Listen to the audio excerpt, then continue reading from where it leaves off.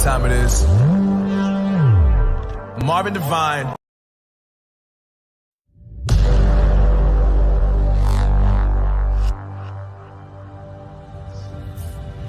You know what time it is. Marvin Devine. Huber. Axel. And you know how we do.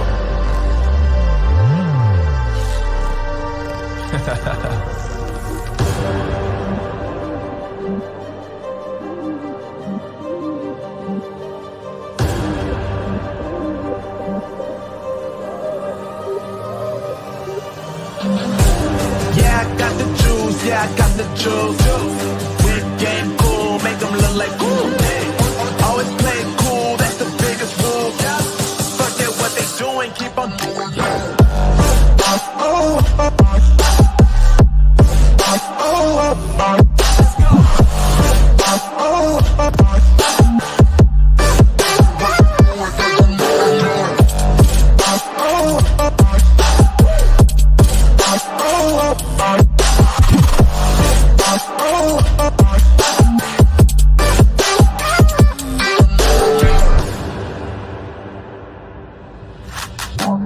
I've been making loot since like 22. Ask me how I made it right here in the booth. I'm always pursued cause of what I pursue. That's greatness, yeah, I gotta make it, I got things to lose. Boy, just wanna get in my crew, but you can't get in my crew. Me, XL, and Huber, way too fireable. When this joint drop, better call the troops. And when you hear the drop, better raise the roof. Better raise the roof. You already know what happens when we link up. Let's go. Yeah. All these brothers, my guys, know that they fly, know that they ride or die. I keep Waves by my side, CJ Ike, now I gotta roll with ice. Cold, these brothers, my guys, know that they fly, know that they ride or die. I keep Waves by my side, CJ Ike, now I gotta roll with ice. Ride or die, ride or die, ride or die, ride or die, ride or die, ride or die, ride or die, ride or die. Cold, these brothers, my guys, know that they fly, know that they ride or die. I keep Waves by my side, CJ Ike, now I gotta ride or die.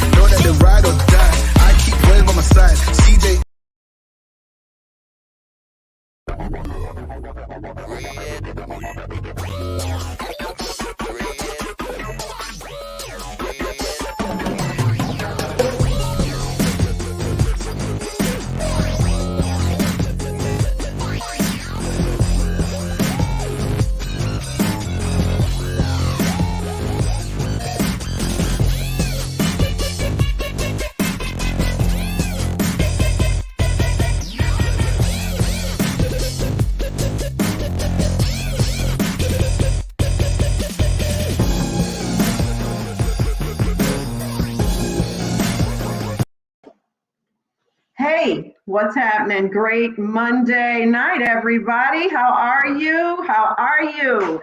I am Bella Langston, your hostess for Bella's Hope for Healing. I'm so happy to see you guys.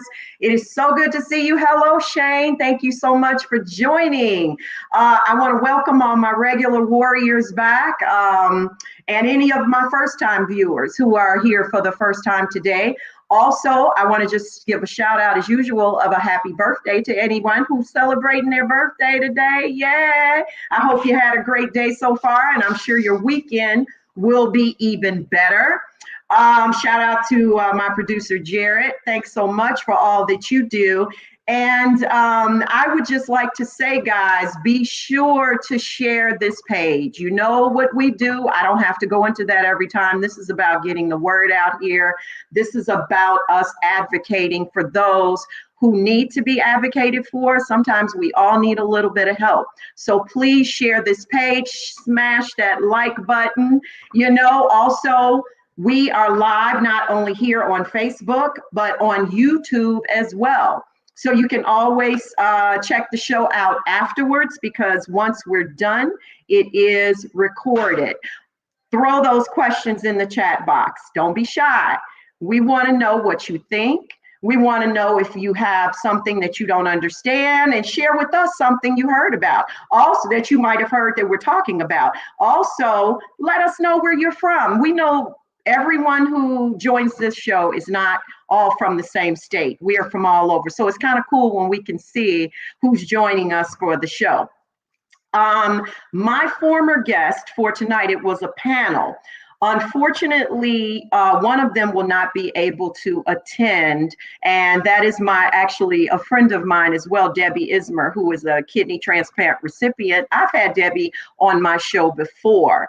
Amazing woman, and we're going to share a lot tonight about COVID-19, because she and my other guests have really had some good stuff to share about that. But I'm still going to share a few little things about Debbie's situation.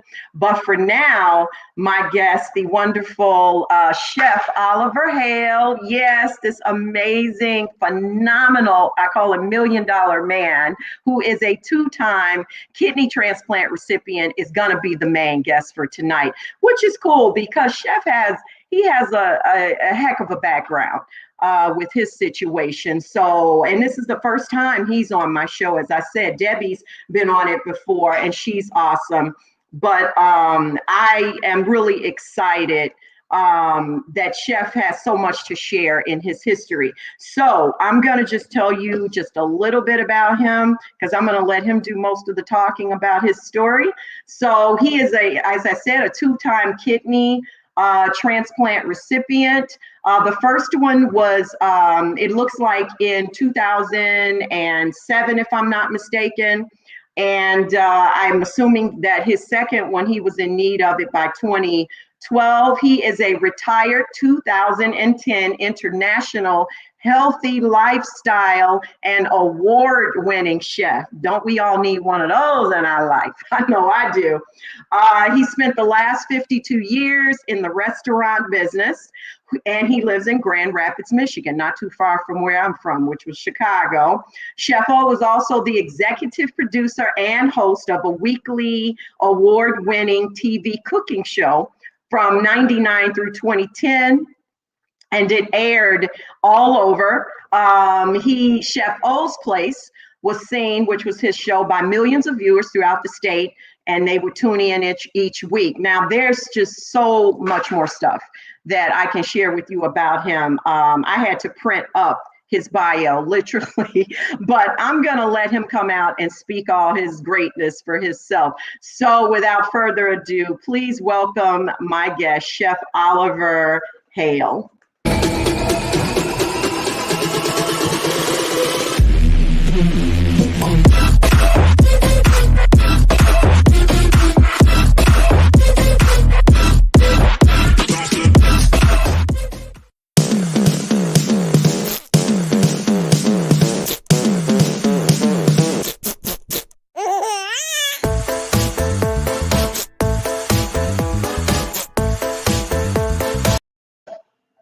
Hey, hey, come on, Chef. Hi, get it. Don't stop. How are you? Hello, Bella. Buongiorno, Bella. How you doing? Ciao, Bella. Bella. Oh, my Bella. Okay, thank you. Thank you so much for joining. It's always wonderful to see you. Last time I saw you, you were on Steve's show, which was great. And you were fixing these wonderful dishes live, which was really awesome. Yeah. And we all enjoyed that. We really did. Thank you. The tease was not getting to taste it. That was the worst part. Well, we have to develop a way where smell can go through the computer. I know. I got the answer. I just don't think it's here yet. It's called teleporting. Right? But we're going to still have a minute for that. But that would just be wonderful. Well, again, thanks so much. Mm-hmm. Next time we have something, the AAKP had their meeting down in St. Petersburg, Florida. You got to come over and do the show live from St. Petersburg. Yes, I would love to do that. And there I can do a cooking demo. Yes. Just a short drive for me across the bridge. Yeah. I'm over in St. Pete all the time. Oh my gosh, Chef, we will definitely make that happen. But I want to go right in because you have so much wonderful things to share. So if you wouldn't mind, could you start by just sharing with the audience how your journey began and when with kidney disease, because you're a two-time recipient, correct? Yes. I have to get those dates straight. My incident started, or let's go back even farther. I grew up in the 60s down in Texas, and with the segregation and a lot of stuff that went on, we weren't allowed to play golf, tennis, or sports like that in high school. We only played football, basketball, track, and baseball. So my dream was always wanted to play tennis. So when I moved from my little town of Greenville, Texas, east of Dallas, to Toledo, Ohio, I took up tennis. And in 1983, I had the fortune to play in a United States Tennis Association tournament, sanctioned tournament, which was 5 states. And myself and my doubles partner won that on a Sunday. Exactly 2 weeks later, I was flat on my back with kidney problems. I had kidney failure, and I didn't know I had kidney problem until I was in the hospital. So my journey started there, and then in 1985, I got a call in January for a kidney and I hit the ground running, Bella. Hit the ground running, and I didn't turn back. Even until today, I'm still doing as many things I was doing. The opportunity of learning to play tennis, to go on the tennis team. I'm part of the United States Transplant Olympic team for Team USA and Team Michigan. Now you can probably look over my shoulder right there. Those are medals that I have won in 9 countries. I've been to 9 countries and 13 national transplant games. And all together in there and on top, I have 33 medals that I have won. 19 of them are gold. The opportunity came about me doing a TV show. I did a TV show for 11 years and was able to win 9 video awards with the TV show. I was also voted producer of the year 1 year. And then moving forward, I was able to do a lot of cooking, healthy cooking for transplant recipients and people across Michigan and the United States, where pharmaceutical companies picked me up, where I was traveling from LA to over to Boston, from Michigan down to Orlando, Florida, doing cooking demos for dialysis patients. And they was all healthy, showing them how to get their potassium, their phosphorus, and go with no salt. And I did that for many years and still doing it. So I had that opportunity. And then I started doing cooking competitions. I did a cooking competition in Richmond, Virginia with the UNOS, United Network for Organ Sharing. I did a cooking competition for them. And then I've been traveling in other states doing cooking competitions. And my life has been very blessed. Now, I had to tell you, I wrote my family, the first transplant was, like, say, January 29th, 1985. The second transplant was Friday, January the 13th, 2012. And I wrote both families, and I didn't hear no response because I can understand their grieving and this and that. And I wanted to continue doing my best and letting people know that my life had been made because of a transplant, and just go forward and put my best foot forward. Over the years, I have won numerous of civics, local, state, and national awards for outstanding work I've done in the communities. In fact, on November 17th, I'm going to be receiving another award for, they call it the 16 people over 60 in West Michigan who have did outstanding stuff over the age of 60. I'm going to be receiving that award. And so I just don't want to stop until the old boy upstairs tell me to stop. And like I say, I just have so much to give back because of these over here, these medals, the trophies you see on the table, the awards up there, the certificates I have hanging, and then receiving a lot of different glass pieces over here on my. I have those from cooking competitions, and it's just an honor to do what I'm doing. But the main thing is a blessing. I mean, I am very grateful and very thankful every day when I get up, and I thank the Lord that I was able to get up and see another day. I have kids. When people ask me how do I feel or how's things going, I said I woke up this morning because I woke up. So That's right. That's so true, Chef. And I just think that it's so important.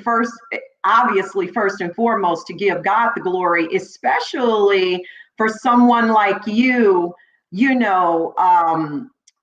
Just all that you've accomplished, even since your transplant. It's almost like it was definitely in God's design for you to succumb to what you did, but then just all the perseverance that how you got through it and went on to do magnificent things and touch the lives of so many people, and to even show it through your healthy cooking, because I was jotting down a few little bullet points as you were speaking, just like the healthy eating. Would you say that, in your opinion, that is one of the best keys to the survival of a successful transplant life?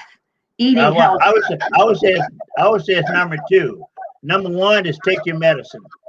Right, exactly. You got to take your medicine on time, like you're supposed to, and then healthy eating. I mean, you have to eat right. Watch what you eat. I read labels. I've been reading labels for years, and I have a program in my computer that allows me to pick over 3,800 items. And when I do like you tell me, Chef, I want you to do a recipe for me. I want so much percentage of phosphorus and so much potassium. I want my fat content to be there. I can program and put that by putting certain items in to make this recipe the way you want to. And a lot of people just don't care about what they eat. They still use too much grease. And the one big no-no is salt. Salt. People say, Chef, is sea salt better than salt? It's salt. That's it. It's salt. What more can you say? But I love the cooking, and like I say, I had over 6 different pharmaceutical companies who used me to do cooking demos across the United States. But my biggest thrill was 2 years ago, I say 3 years ago, when I got a call from the World Transplant Committee in Newcastle, England. They knew I was going to be coming there to play tennis, and they knew I was a chef. They wanted me to do a cooking demo for 46 countries. Wow. 46 countries. I said, whoa, wait a minute. You want me to cook for 46 countries? And I said, what do you want me to cook? They said, you would do that. And I spent almost 5 months putting it together. Yeah. 5 months, and I wind up coming up with 3 items that will be perfect for every country that they all eat. 1, every country I know has some kind of rice that they eat. 2. Now, is rice good? Let me jump in, Chef, now that you mentioned rice. Is rice good for you? Here's the thing. I've gotten conflicting information regarding the consumption of rice. For instance, I was told that brown rice is always better than white rice and rice like and quinoa, and that those, is that correct? It's correct. And now the thing about it, I love doing a lot of brown rice. In fact, I have converted risotto from brown rice and using that because you cannot find any brown what is it? I can't think of the name rice used for risotto, but there's not any brown. It's all white. So, excuse me. I use brown rice to do my risotto, but that is the best for you all the way around. So brown rice. But I love doing flavored rice. Like I have a recipe for cranberry rice by cooking it in cranberry juice and using chopped cranberries in it. Taking it and making mandarin oranges by using mandarin orange, the juice from mandarin orange, not orange juice, because you cannot have orange juice because of the potassium height. So I use mandarin oranges because it's less, and I put mandarin oranges in my rice after I cook it. Use a tablespoon or 2 of V8 juice, put it in your rice and add a flavor. There's so many different ways you can add flavor to rice. The other thing I came up with was beans. Some way, somehow, every country you use some kind of bean, and it is very healthy for you to do it. So then, like beans such as black beans are good for you? Black beans, pinto beans. I mean, I can use, I did a cookout for the trio of Maryland, and I made some black bean cakes, not black bean, black eyed pea cakes. Using black eyed peas and made them in a little like patties. Wow. I tell you one thing about that. It sounds good, but I bet you some people were sticking close to home when they were eating those. Yeah. My neighbors said they always know when I'm doing something, because when they can walk out their condo and smell something different, they said, "Gotta be Chef O." What an amazing feeling that must be for them. I mean, and torture as well. Go ahead. No, I love doing what I'm doing. I have the talent. I want to use my talent, and I've been retired since 2010. But I've been more busier than I has been before 2010 because I'm doing things I love. I like doing. I love the interaction with other restaurants. I get calls a lot from restaurants where they want me to jump in and help them out or come in and make an appearance. In the last 2 weeks, I have made appearances at 2 events that I saw the emotion of friends who hadn't seen me in years, who I surprised them by coming up with something at their event. And it just warmed my heart. It warmed my heart. So I have really I've felt the true success of my life because of my transplant. I have moved forward, and I keep wondering, if I hadn't had the transplant, would I be this far in my life or whatever? No, because your attitude changes a little bit when you get a transplant. No, it doesn't change a little bit, change a lot. You stop and smell the roses. You stop and take in the sunshine. You look at situation much different, and you take that all in. Yeah, you have a better overall appreciation, or you should, for life. And especially,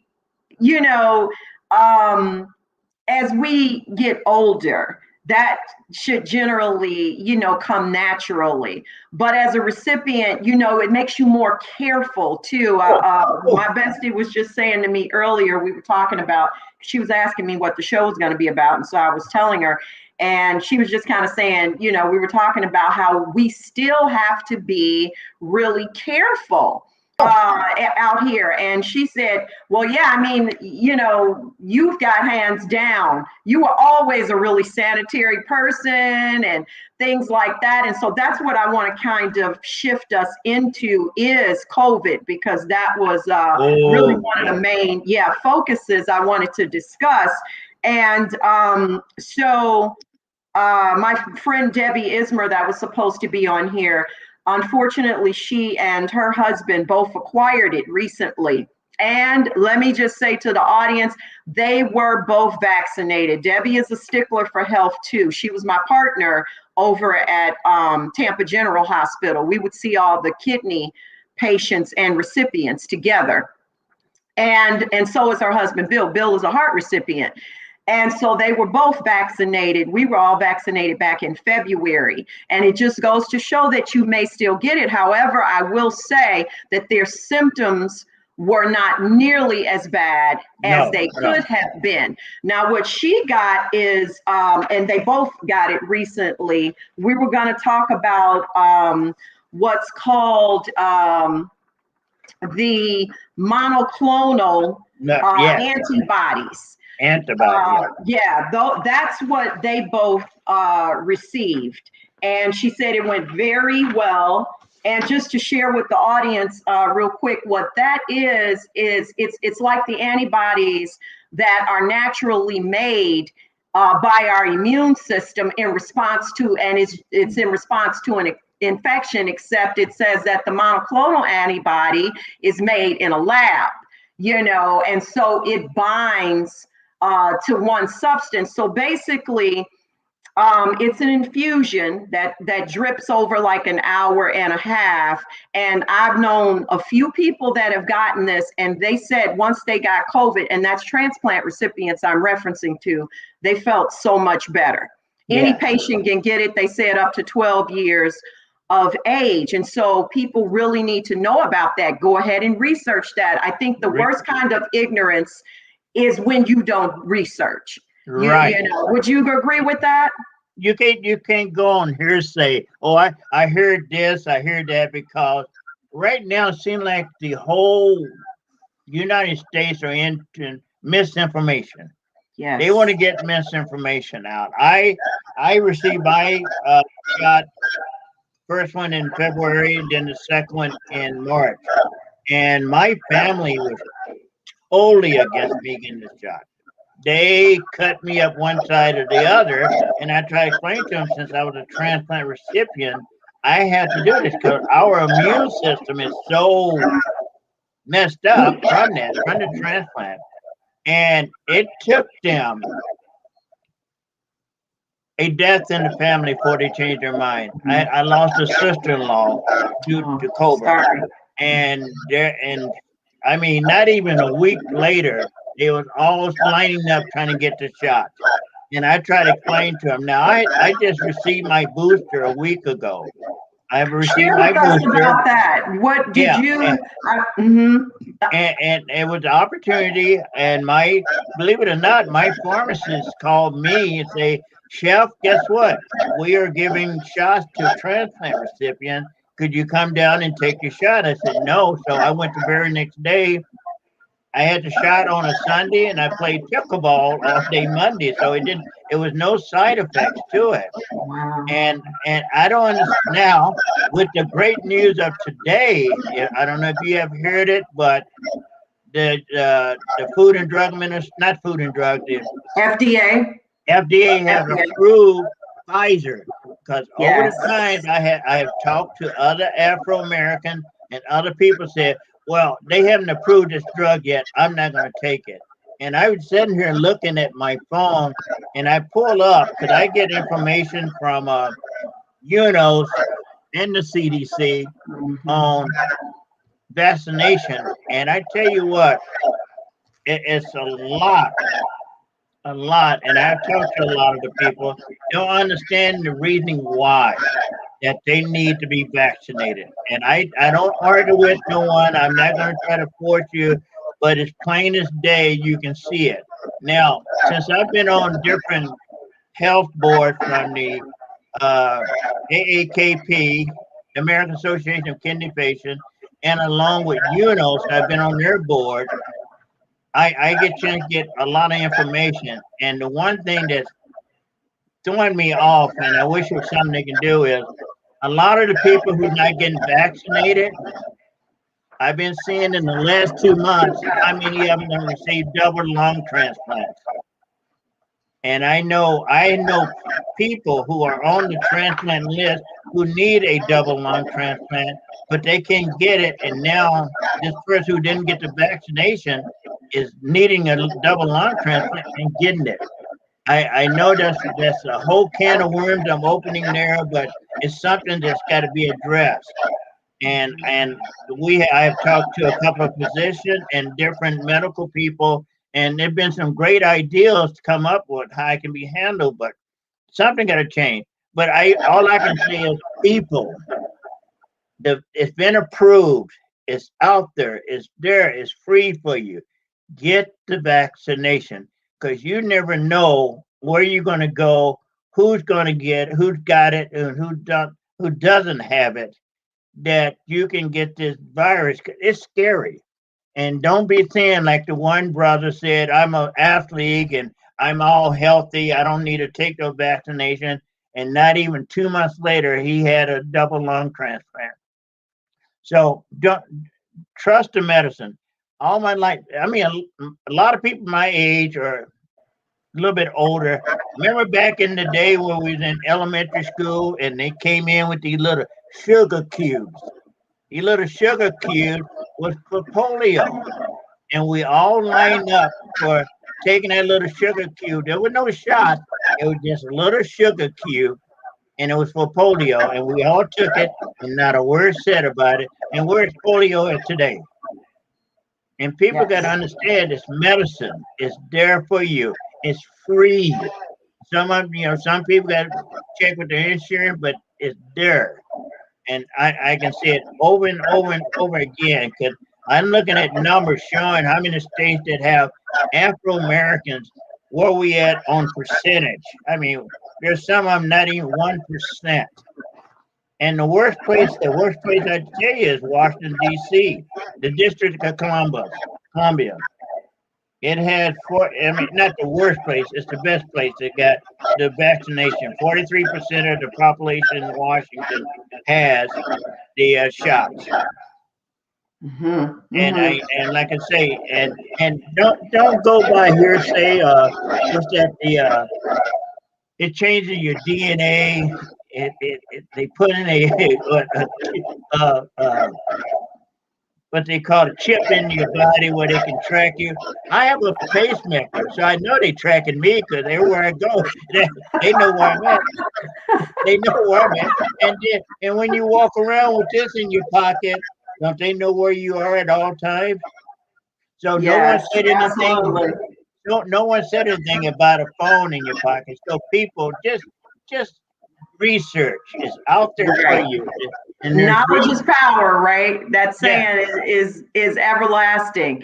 You have to read and research and not get caught up in the idiosyncrasies of what you're hearing other people say, and just stuff that's totally ridiculously unrealistic. Like some of the few things that you've shared. I mean, if they want to track us, they're gonna track us some kind of way. I mean, that's what the intelligence agencies do. They have the ability in other ways. And my thing is, I always say, we can put our faith in so many other things. Ooh.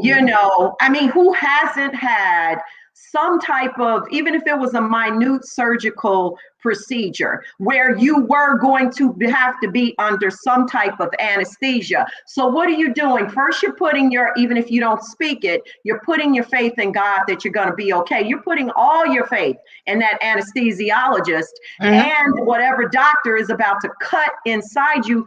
We don't know what they're pumping in us when we're asleep. We don't know. But we're trusting and having faith that we're going to be all right. I don't really see why this is any different. But why is that a big factor now? Why is everybody worried about that right now? Because it's not happening, folks. It's not happening. So it just bothers me that so much misinformation out there, and I just say you just need to do research and start putting all your ducks in a row and say this says this and this says that, and then go from there. That's all I have to say, because we need to protect ourselves and transplant recipient. Yes, Yeah. like your friend and her husband got it. Those are very low chances. Just very low chance. You're going for surgery, you may not come out because there's a chance. Yeah, exactly. And I know I had an appointment with my nephrologist a week and a half ago. And so, we always talk about these things and everything. And he said, I want you, he said, did you hear about the booster? And I go, yeah. And so he said, what I'd like to do, I want to send you to the lab and check your antibody level. First, I want to see if you built up any. And he said, if it's not, to where I think it should be, where it could be, a detriment to my health, I think I want you to get that booster. Now, initially, there has been some uncomfortability about that for me. And I will say why. As a recipient, this has always been centralized around me being a recipient, and not just thinking of myself, but other recipients as well. It never made sense to me, and I'm in a lot of meetings with doctors and stuff, being a co-chairman over, of the Transplant PFAC board over at Tampa General. So that's a blessing too. And the meetings we have with LifeLink, we take medication, immunosuppressants, to suppress our immune system, right, exclusively and solely to keep us from rejecting our organ. Now, the vaccines are designed to build up antibodies, so it's supposed to of a pretty healthy immune system, of course. So my thing was, and I've always asked, how is that going to benefit a transplant recipient who we're constantly taking these meds twice a day to drive our system down, to keep us from rejection, but we're supposed to be inoculated to build up? So the way I looked at it is like two entities fighting against each other. And that's why we're not building them up. And right here, I have some statistics. It says 40 to 44% of the hospitalized breakthrough infections are immunocompromised people. So we definitely have a lower rate. We are not building up the antibodies the way that we should, like other healthy people. However, yes, please chime in with your thoughts. Thanks for putting that up, Jared. However, if we continue, they're still learning. They are still learning everything. So we can't come down on them. And it is proving that with these extra things that are coming out, the extra booster, the monoclonal infusions, it is helping to at least keep us from being hospitalized detrimentally and intubated, because that's one route we don't want to go. Nobody. That's not good for anybody, but especially, recipients. Well, again, you are one of very few people, along with myself, that keep up on information like that. A lot of people get their information from this Facebook. A lot of people get their information from news or gossip. And there's the biggest misinformation right there, gossip. Because all you do is get one or two words missing, and it's a whole different thing. So you, like me, I ask my doctors. My doctors know that before I leave the office, I'm going to ask questions. Could I go in with questions and I ask them? Because I want to know. And I have never got a doctor that said, I don't have time to be doing this. I don't have, because I make them sick. I remember when I was on dialysis, my nephrologist used to come in and sit in a chair and roll around the room, ask questions, and spend probably about 2 minutes with a person. And I said, wait a minute, where are you going? She said, what? I want you to come back here. She said, I said, do you know what my dog's name? She said, oh, you have a dog? I said, you didn't know that, did you? Because they don't communicate. Now, all my doctors know, and you know what? From that point on, every time I saw her, she spent time with the patient. I know she got to see a lot of people, but ask your doctor questions. Well, Right. Don't think that they're too busy to not answer. You are in your life is in their hands. Got that right. And the only way you're going to find out stuff is ask. Because if you don't ask, how do you know what you need? Or, I mean, any little thing that goes on, you want to know. Right. So take that and use it a lot. Yeah. And I always believed in that saying, Chef, you are your own best advocate. You have to advocate for yourself. And I really feel for the senior citizens who are in, deal with illnesses, even such as we're talking about now, the dialysis patients and stuff, and they don't have family members to advocate for them, or they're not available. So they just totally, of course, go according to what the doctors are telling, them. They need representation, because most of them aren't able to do it. But when you're of sound mind, you need to ask questions. My doctors know, they see me coming. I think they allot extra time, but they appreciate that because they say we wish more of our patients were, like you. And it makes a big difference in your own health and overall well-being. Well-being. That's a big one. Well-being, because like I say, I have my general practice, nephrologist, urologist, and my cardiac doctor, and they know when I walk in, we're gonna sit and talk. We're not gonna come in. He check my breathing, my heart rate, and that. Okay, you're doing this. Goodbye. No, we're gonna talk because there's things I want to know where I'm at. And I look at my charts. When they run off my chart, I ask questions. Well, what do you think the reason why this is up, why this is down? And so I just think that more and more people need to take their life in their hands also. Because like I say, you are the best advocate for your life. And like I say, they want you around too, because they have did their best by giving you the transplant and keeping you with your medication, what you should and should not do. Mm-hmm. Ask questions because you want to be around. I'm not, ever since 1983, I have been blessed over and over to have good doctors and to be able to communicate with them like I do. Mm-hmm. And what's critical, and it's not just after you're in, diagnosed in the thick of it. What I'm always telling my friends, and I stay on my friends about certain things too that they may be dealing with. This is about prevention. I don't want to see you go through what I went through, even though what I went through was to no fault of my own. It was more so genetics. My grandmother died from kidney disease. However, if I could do anything over, instead of assuming because I was younger and at that time when I got diagnosed, only 31, and in the best physical shape of my life, because I had just gotten out the police academy. I mean, I was nothing but muscle, great BMI, everything. And look what happened. I got diagnosed. I wasn't even on the job a year. So I would have been getting tests such as periodic because of my genetic history. I should have been having my primary care check, say, hey, let's do a kidney panel on me. What would it be called? Even if I didn't know the name, then if I want you to check my kidneys and stuff, and let's do this and let's do that. See, we are not proactive in prevention, because we think just because we feel good, we must be good.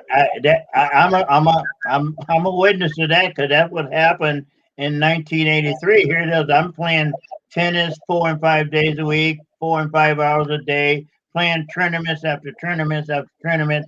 and never saw a doctor in 2 years. And during those 2 years, I developed high blood pressure with stress and things going on.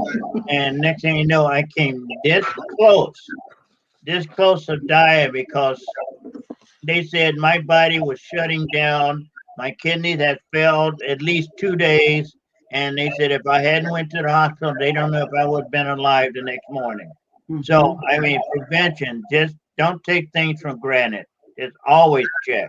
And Chef, I want to ask you a question. I want to go back a little bit regarding your booster because I don't know if I actually heard this or it actually just made me curious. With regard to the booster, first of all, it's a two-part question. I'm sure, as usual, as they did with our information for the first 2 shots and them stating that the second one is definitely the more power-packed shot. You would be likely to experience more symptoms, but also number one part was that, were you told that again this time? And then number 2, if you've had Pfizer, which is what I had, are you only going to get that 3rd booster in Pfizer? Or if you have Moderna, are you going to get that 3rd booster in Moderna? Can they mix them? I had Pfizer the first 2 shots, and the 3rd shot was Pfizer. And also raised it because I had my antibodies checked and mine had went up. Good. My antibodies had went up. And now I'm waiting. I have to wait another 7 days to have it checked again because they asked me to wait 2 weeks after I get the booster to see where I'm at because it does raise your antibody. And I'm looking forward for that test a week from today. I'm gonna have a test done to have it checked out. But yeah, I stuck with the same one. In fact, the pharmacist told me to stick with the same one. Don't be crossing over like that. I know that was one of the main questions that somebody asked. Can I take one and take the other? No, don't try that because they have different effects on both of them. And like I say, the Pfizer now went up to 95% effective. And so those are great numbers. And now since the booster, I'm just waiting to see what is going to go on. Because like you say, this is new, folks. And every week or every day, they're going to find something different about that. They're going to stay on top of it. In fact, I heard the interview with the head of Pfizer. And, it's their office right here in Michigan. One of their main offices is right about an hour from my house, the Pfizer office. And they saying that they are still working on another vaccine just in case. Just in case it goes, they are moving forward with trying to critique it a little bit more. So they constantly working on it because it's new. They can't tell you what's going to happen in 5 years about this shot because it hasn't been around. They don't know. Go with it. People don't know. And I always talk to my children about these things too, because they're obviously very in tuned and always concerned about my health. And I was having a conversation with my son earlier on the same thing I shared about just not knowing and how do we know, not just me as recipients, know how this could affect our transplanted organ. And he was like, well, Mom, you know what? You're right. We don't know. It could affect it if it does 3 years from now, possibly. But wouldn't you have rather to extend your life another 3 years, than not? And you end up losing it because you didn't get a booster. And that is a very great point, because we just don't know. They're still learning. They're still learning. Like I say, it's just like cooking. Everybody say, well, chef, I can't make an Alfredo sauce. I used some milk and it didn't get thickened, or I used the wrong cheese. It just, you have to go with the professional and do what they say. It's science. It's science. Yeah. And go with the science. I'm not a scientist. None of my friends are. I know some scientists, but you have to go with them. And I put my trust in my whole team. Yeah. Yeah, I agree. And first and foremost, my trust is going to be in God because He is in control. He allowed them to design the vaccine. So that, in my humble opinion, that's where everyone's trust should be. But I can't speak for everyone's relationship or if they have one with the Lord. But by any chance, Chef, were you told that part two of that question was? Also, did they inform you of potential? I know you already shared with us that you played what I was about to say pickleball, but it was pickleball the next day. So evidently you were fine, but did they kind of just still say, well, you might have some similar symptoms to the second a booster shot that they told us about from the first round? They told me work the arm, work that arm, work it. So I had it on a Sunday. I was right up to church about 1:30 Sunday afternoon. I was up the next morning, was at the pickleball court by 8:30. And of course it had a little lump where it was, where I got it. But it was less soreness than the second shot. That's good. And so they had told me when I got done, she said, whatever you do, work it. Work your arm. Keep it moving. Don't go and lay on it. Don't baby it. Don't baby it. Right. Keep it going. And boy, I didn't baby it the next day. Hit a lot of balls. I'm sure you did if you played pickleball. So what about, can you tell us what your doctor had told you, if he shared it with you or if you asked, with regard to what is an acceptable antibody level? Did you happen to go into detail about that? You know what? I'm sorry I don't have that here with me. Okay. But on my sheet of my medical records, he had print that out, and I'm sorry I don't have it with me. But I get it. Like I say, I get charts. Like that, and it tells all my numbers, and I don't have it here with me. And that's okay. You can always send it to me later, and I'll share. I would do that on the next show because that is good to know. It's good to know what it's supposed to look like. And he has the one from before the booster. I'm gonna take, like say, next Monday. I'll be checking it out after the booster to see where I'm at, because I want to make sure what I'm doing and what kind of levels I'm at. So when somebody asks me, well, how do you know what your levels are? I said, I checked, I asked, because I don't want to be walking around assuming again something's happening. So right. And is that something that they said that your doctor said that will continue to be checked, like periodically when you get your labs done? Or I can have, I get a notice from Pfizer itself, because I signed another waiver, and they asked questions on like it was weekly, then 2 weeks, then a month, and I just had a 6 month. So now I'll be getting one next in a couple of weeks to ask me what's going on. But I check with them. I check with my doctor, and I have something they got on. I have signed up with all my doctors that I have a portal where I get information sent to me. I punch in a code and go right to it, and it tells me everything I want to tell me about me. No one else can have it, because it's just like send up a website. You have a password, your name, and I have that set up for all my doctors. So I get a notice right when they send it. I go right into it. No more calling the doctor and say, hey, what's my creatinine number today? Or what's my phosphorus? What's my hemoglobin? So yeah. So I have that now. So I'll be checking it, like I say, after next week. Okay. Jared, and I will get back with you. Okay, thank you. Thank you so much for doing that. That's something good to share with my audience. Jared, if you have any any comments or questions that came up, could you throw those on the screen? And I'm just gonna go back. I just want to make a statement, because you shared very early when you started speaking about all your awards, and I see them hanging back there. That is just so impressive. But what was really impressive to me, I've had many quite a few guests share that they're involved in the transplant games and they love them. And I'm almost ashamed to say I have not ever participated in one, but I think for me, it was more so because I had such a busy career.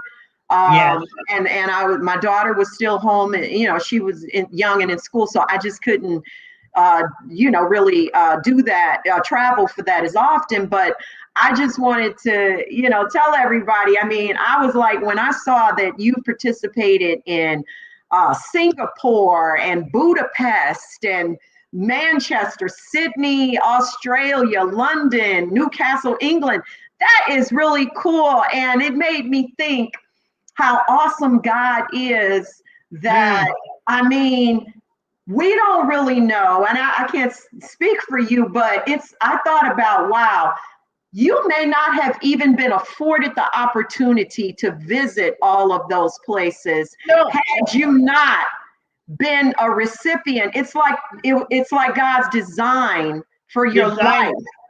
Well, because believe it or not, when I was in college, I had an economic class.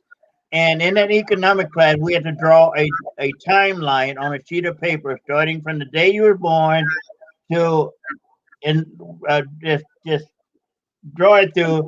Then you stop at a date of that day. You write everything that happened from the time you were born up to that day. Then you predict the things you want to do. And one of my things was to travel to a foreign country. One of them. The other thing was I want to do something that's going to impact a lot of people in the United States, and I have done both of them. And it just was amazing. But I take the words of a great man, John Lewis, before he passed. I listened to a lot of John Lewis, Martin Luther King, and people like that, and he had said, when you go through life, leave a deposit. Leave a deposit in life and in this earth so people can know what you deposit. And I feel like I'm already have done that, because there's a saying that I say when I'm speaking is to one person, to the world, I'm one person. But to one person, I'm the world. Yes. Because if I can touch one person when I go out and speak, I'm doing. I have got calls from people all over the United States, and one that really, you have to excuse me for a minute. I get a call late Saturday night from a friend. He was calling from the hospital, and he said, "Chef, I'm here at so-and-so hospital, and I thought about you." I said, "You thought about me? Are you okay?" He said, "Yeah, I'm okay. But I just lost my brother. He was in a car accident." And they came in and asked us about organ donation. And because of you, I stood up and said a speech in front of my family.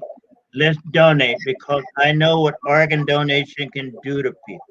And I start crying right away. Right away, I start crying, because here it is. I done affect somebody life where they sit there and all of a sudden said, "Yeah, look at Chef. He's got a good life. He's doing it." And they donated 13 different things from his brother. Yes. And because of me and knowing me and hear me speak and hear what I have done in life and follow me on Facebook, he helped his family make that decision, because he said no one ever even thought about it, because they was grieving and this, until somebody came in to mention something about organ donation, and he said, I popped right in his head right away. And because of that, they made that decision. And that night, it even made me think how my life is touching other people, because of the fact I was able to do that. But you never know it. You never know it until something like that come about. No. It was a good moment. Like your friend, you're talking about how you guys met and what you guys do. We do it because it's here, right here. And the two biggest words you can hear somebody say is thank you. Thank you. You blessed me. Thank you. Thank you. Yes. Thank you for letting me breathe. Thank you for letting me see this day. Thank you for and every moment in life. So I am very grateful, very grateful to have and appreciate everything I have done since my kidney problem back in 1983 up to now, and may God bless me to live many more days and continue doing what I'm doing. And when I go out and do something, Bella, I do it just to do it. Right. I don't do it out to try to get an award for it or get recognized for it. And it's not about money. It's not about money. It's not about money. You cannot put a price on what I have done. Woo! So it's here. And you know, let me just say, Chef, let me just touch on that for a minute, because I know we're running low on time, but this is just so good, because these are conversations that I sometimes have with, you know, with people. I like you said, I can't put a price tag on what God has given me. And my donor was a living donor, my godson, and he was young at that time. He was only like 24. And so like you and Jared and I were kind of talking backstage about some things before the show, you know, about age. And, you know, most people in that age group are not the giving kind, especially today, and giving of themselves to where they're willing to put their lives on the line for someone, especially not even a blood relative. A blood relative. So, you know, but I look at that too. You know, my joy, my gifts, God takes care of me. You know, and he takes care of us, and he's going to continue to do that. And each of our gifts will be different. I'm satisfied with mine, and I know they will continue to flourish. But I look at, if I can touch the life of just one person, then my job, it's been a good day. You know, it's been a good day. You know. I still get emails from people who thank me, and I just had an incident after a pickleball game.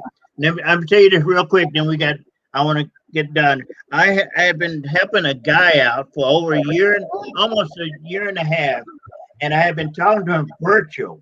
He was in a rest home, and the last week of his life, his sister took him to Chicago for the weekend for the 4th of July.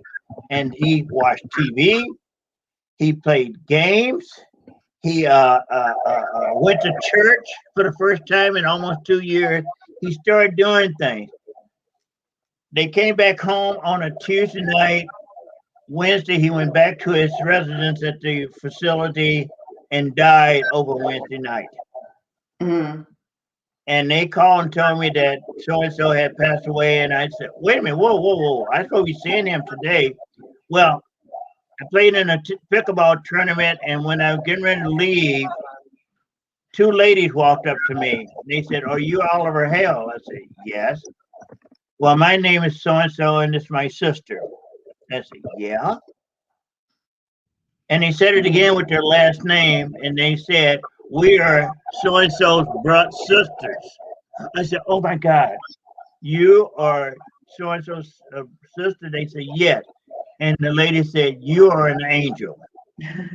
She said, and of course I broke out in tears, because what you did to our brother is so amazing, what you had done.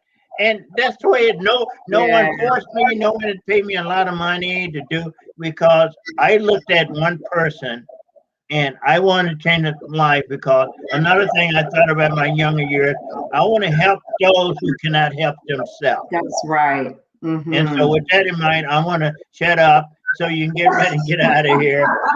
No, thank you. No, I'm happy that you said that. That's good stuff. I mean, that's important. People, need to hear that. And I did a post about that about a week ago. No, I don't, get paid for what I do. I don't, and people have said, you do very well, and they don't mean anything by it. They're just saying that's like actually a compliment, for somebody to say, man, you're so good at what you do. You should get paid. You should be getting paid for it. But I just know that, God is going to always meet and provide my needs. And right now, what it's about, coming on 17 years of my of my receiving my kidney, never having a problem for it, never being in the hospital for anything. Good God Almighty, what's a better payment, than that, in my opinion. And so, it encourages other people and helps them to see, hey, there is life after transplantation. You are not doomed. You have life to look forward to if you play by the rules, just as you said early on. Yeah. I mean, I just had a gentleman come up to me today and he asked me what I had a transplant shirt on. And he said, who had a transplant? I said, I did. He said, you had a transplant and you playing pickleball? Because his image of someone having a transplant, not out playing pickleball. And Chef, let me jump in, because Jared, I think it was Jared that asked, he wanted you to explain what is pickleball. Pickleball is the up and coming sport that's been around for about 15 years, and it's taken over the tennis court. Just Google pickleball and you see it. It's fast growing. I have played. I have two friends, 188 and 187 that plays it. I have people 300 pounds that plays it. It's a very good sport. I don't have my equipment in here. It's in my car because I'm going out tomorrow to play. It's done with a wiffle ball, large wiffle ball, and a paddle. And the rules are very complicated, but it's fun. And I have played in 2 national tournaments and local, and I'm getting close to a medal. I'm getting close. So I think within the next year I will have a medal. I was given the rundown of, and you will, because I know you got your medals in track and field and tennis and fencing. Yeah, fencing. Which is very impressive, fencing. I used to want to learn how to do that, with the sword. I loved it. I wanted that in Budapest. Yeah, wow. See, that's another thing. So yeah, but wow, Chef. I mean, I could sit and talk to you. I know for hours. Oh, thanks. He put up there what it is, and that's good too, because I remember when I heard about it for the first time a year and a half ago, I wasn't familiar with it either. So well, now where you are is the biggest area that was for pickleball. There's one place that had 230 courts in one place. 230. You have to take a golf course to get to where you want to go. So. Yeah. Well, Chef, this has really been awesome speaking with you. I'm sure so many people, everyone that has joined us has really enjoyed your sharing of just such a wonderful testimony. And generally, go ahead. If anybody want to get in touch with me, you can go to Chef O, I'm a Facebook friend, or you can email me by going to hchefo@AOL. That's hcatfo@AOL.com, and leave a message, a recipe, or if you need some information about eating, some recipes, I would do it. But I'm very pleased, and no, it don't cost you nothing. Even I pay for the stamp if I send it to you. Amen. Yes, because you and you're going to be giving me some recipes too, because I love to cook, and I'm gonna tell you, I got to make a trip down there, like you said, and do the show live. When I come, they have a meeting. We have a meeting in St. Petersburg, Florida. So when I do set that up and come, we will be there. Okay. Awesome. And so, in closing, Chef, I generally give a scripture, just, because I'm, I love my guests, and I pray for them after every show. And I try to look for scripture that kind of, God leads me, that reminds me of them. I'm going to share scripture today. This is really for everybody, because of what we are going through. I feel this has been the most impactful scripture that corresponds or correlates to what's going now. And it is under 2 Chronicles chapter 7, verse 14. And it says, if my people who are called by my name will humble themselves and pray and seek my face and turn from their wicked ways, then I will hear them from heaven, and I will forgive them of their sins and heal the land. We need healing, family. We all need healing. None of us are perfect. We are still all sinners because we live in the world. And I just really think all of these things of detriment that is happening in our world, weather devastation, the virus, and I could just go on, and I won't do that. You know, you know, God is at the forefront of this, and we just need to recognize that and respect that and do our part in what we're supposed to do. And I'm gonna just leave that right there. Chef, thank you so much, my dear. I love you. Yay! You are awesome. And I look forward to interviewing you in St. Petersburg live for some dishes. Yes. Okay, go Bucks. Go Bucks. Have a great night, Chef. Thank you. Thank you. You too, Bella. Love you, babe. Love you. Bye. Bye, Jared. Wow, what an amazing guy, right? I mean, you know how you can sometimes just meet somebody that just has that special spirit about them, and it just emanates. You don't even have to be in the same room with them. That's who he reminds me of. So I look forward to doing that show. What a great suggestion. When he comes to St. Pete, I am definitely going to go there and do the show live so he can show you guys some awesome dishes, and you'll get to see me eat them. But that's great what he said too, that John Lewis's quote, when you go through life, leave a deposit, leave something for your legacy, your family to remember you by, something great.